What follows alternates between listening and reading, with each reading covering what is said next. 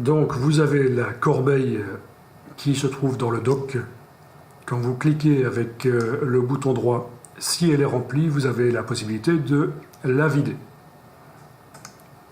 Si elle est remplie de gros fichiers volumineux, vous allez constater que ça peut prendre parfois beaucoup de temps pour la vider. Alors pour que ça aille plus vite, il faut aller au niveau du Finder, dans les préférences du Finder, et dans les préférences avancées, vous allez décocher cette option-ci, vider la corbeille de manière sécure. Voilà, avec cette option décochée, vous allez pouvoir vider la corbeille beaucoup plus rapidement, même si elle contient des gros fichiers.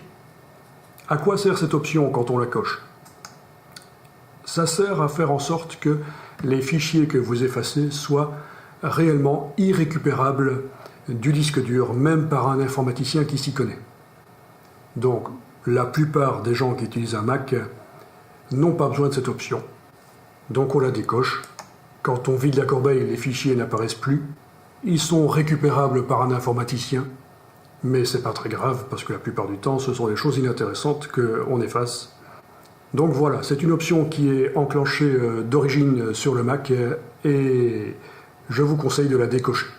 Alors j'en profite pour vous dire que, contrairement à Windows, quand vous avez effacé un fichier d'un disque dur sur un Mac, il est très difficile de le récupérer. Donc faites régulièrement des backups, des copies avec Time Machine, des images DMG. Ce sont des choses que j'ai expliquées dans d'autres vidéos. Parce que sur un Mac, si vous effacez par erreur un fichier, voilà, très difficile de le récupérer. Quasiment impossible. Ça demande de déployer des connaissances importantes et ça prend du temps. Dès que vous avez fait l'erreur d'effacer un fichier que vous voulez récupérer, quitte à payer un informaticien pour le récupérer, arrêtez d'utiliser l'ordinateur tout de suite. Sinon, le fichier risque d'être vraiment irrécupérable. Maintenant, il existe des utilitaires qui vous permettent de récupérer malgré tout des fichiers que vous auriez effacés. Donc ce sont des utilitaires payants que vous allez trouver sur l'Apple Store par exemple. Ils vont vous permettre donc de récupérer les fichiers que vous avez effacés par erreur. L'utilitaire doit être installé avant d'avoir fait l'erreur, bien entendu.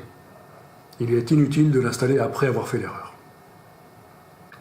Voilà, par exemple, sur l'Apple Store, j'ai tapé unerase, donc récupérer, déseffacer, et je suis tombé sur un logiciel FileAngel qui propose de récupérer les fichiers effacés. Donc on me dit bien déseffacer les fichiers, y compris les appareils photo. Il y en a certainement d'autres, je ne connais pas celui-là particulièrement, je ne vous le conseille pas particulièrement, mais il est fort possible qu'il soit tout à fait valable.